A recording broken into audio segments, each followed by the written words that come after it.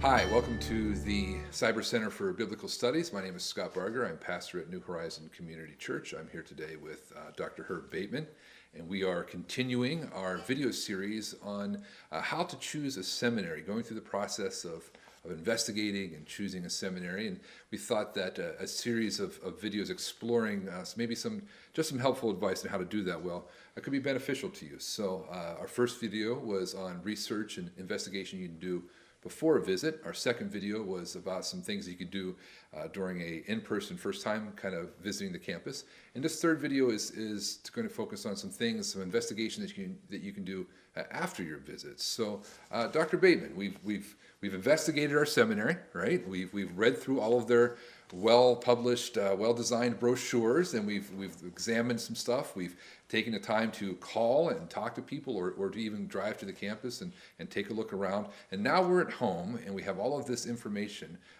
Now what do we do? What are some kinds of things that we should be doing now that we've both investigated and visited a seminary? Well, one of the things that might be helpful to do that typically is not thought of until after you've already graduated, and that is investigate online an alumni office. Do they have a director of alumni? Because when you finish and you've got this degree in your hand, does the school provide some direction for you? Are there opportunities that come through this institution, and this director of alumni can help point you in a direction to help you find a position, whether it be a position as a pastor, a senior pastor of church, an assistant pastor, whether it be a Christian education director, whether it be a minister of music. Is there an alumni office? And you might ask questions. If there is, you might call the director of alumni and ask sort of questions. What type of help do you provide for a recent grad? Mm-hmm. And of course, he's going to be able to give you hopefully some ideas and some things that the school does, mm-hmm. that their office does to help you find a job. Mm-hmm. Then you might ask the question, what do you do in the event 5-10 years out when I decide I want to shift and move to a different position? Do you still provide assistance for alumni to find additional work? Mm-hmm. Dallas Theological Seminary has a fantastic alumni office.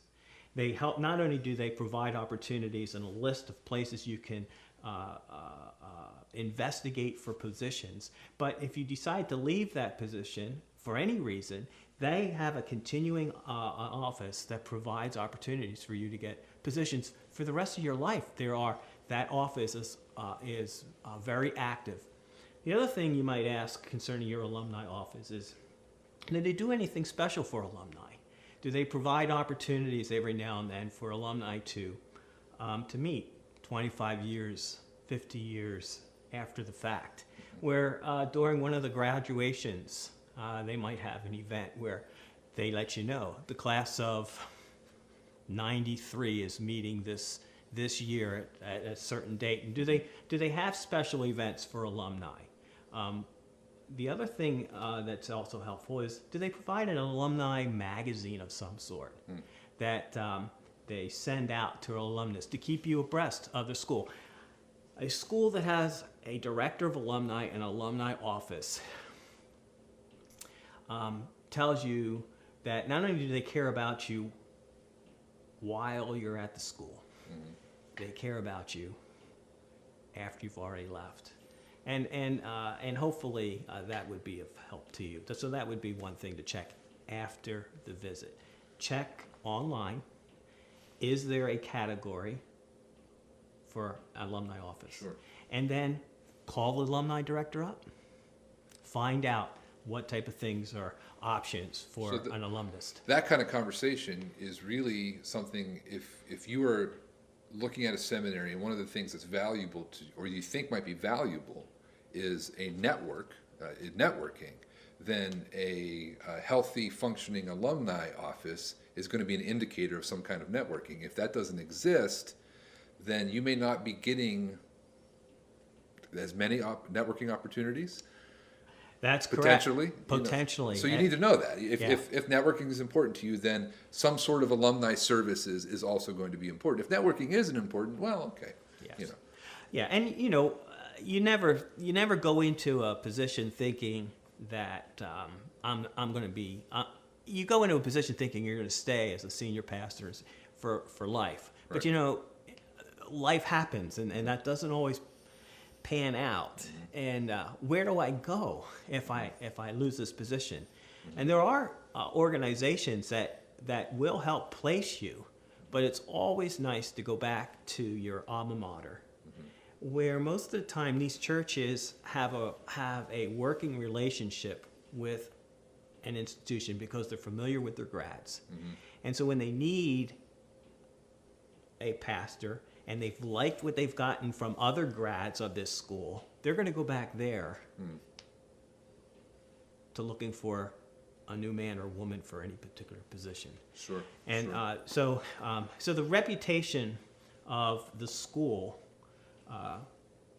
has great dividends when it comes to placement and having contacts. Great. Well, what else could you do? Alumni definitely important, especially if networking or kind of career advancement and maintenance, if you want to put it that way, if those things are important. What else could you do after that visit that might help you get information, learn more about the school you're thinking about? Well, when you make that phone call to the Alumni Office, you might ask if there are any alumni, grads, that are in your area. So let's just say I'm in South Jersey, and I've visited Dallas Theological Seminary, and I've come home, and I happen to go on the internet, and they have an alumni web page, and I've talked with Craig, and he's told me about their alumni office. I might ask, Craig, can you give me a couple names of alumni in my area that I might be able to call? Do you think they would mind if I gave them a call? And I would take the opportunity to talk with some alumni from the school. If you don't already know some alumni from the school. I think one of the drawing cards for me when I chose Dallas was the alumni. I went to Dallas Theological Seminary because of the influence that those grads from Dallas Seminary had on me as I went to Philadelphia College of Bible, which is now Cairn University. So getting some feedback from alumnists and questions you might ask an alumnus is, as you think back on your seminary career, what did you appreciate most about the school you attended? Would you go and do it again? What were some things that you got at that institution that really didn't pan out and was of very much value to you? Now, I have to confess, Scott, when I have taught at other seminaries, and I've taught with colleagues who did not speak very well and highly of their alma mater. I do not have that. I do not feel that way about Dallas Seminary. And a lot of men and women who have graduated from Dallas generally have a good feeling about their school. Now, and there are other schools that are like that. But if you come across a number of alumni that do not have a good feeling about the school they went to, that should be a red flag. So it is helpful to talk with a grad, an alumnus of the institution. What were the things they really valued? What were the things that they thought really should have been reworked, or you wish you didn't have to go through? So they would be some things to investigate. So try to get a hold of 2, maybe 3 alumni that you can call on the phone, or maybe even have a lunch with. I think there's one more thing you could do, at least one more thing when you get home. If you've gone to a school and you've spoken with faculty, and you find that this is a vibrant faculty that is involved in writing journal articles, presenting papers and conferences, writing books. You might investigate picking up one of their books. Go online, see what certain faculty have written. If you know you want to be a New Testament, you want to focus your studies on New Testament studies, go online, pick out a couple New Testament faculty members, see what they've written, go on Amazon, buy their book, read it. Are they clear? Does it make sense? Has it tugged at your heart? Has it broadened your perspective on anything? Maybe it's pastoral studies, and you want to focus on homiletics and preaching the text. Go online, find out if any of those faculty have published in that area, whether it be a journal article, whether it be a chapter in a book, whether it be a book itself. Pick it up and read it. Missions.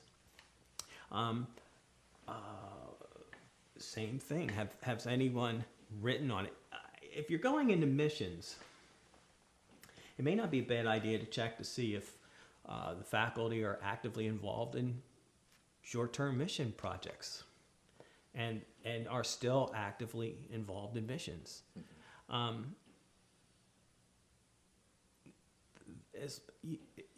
These are going to be, if you go full-time, whether it be a 2-year program, 3-year program, or 4-year program, these are going to be intensive years. These are, you are in boot camp.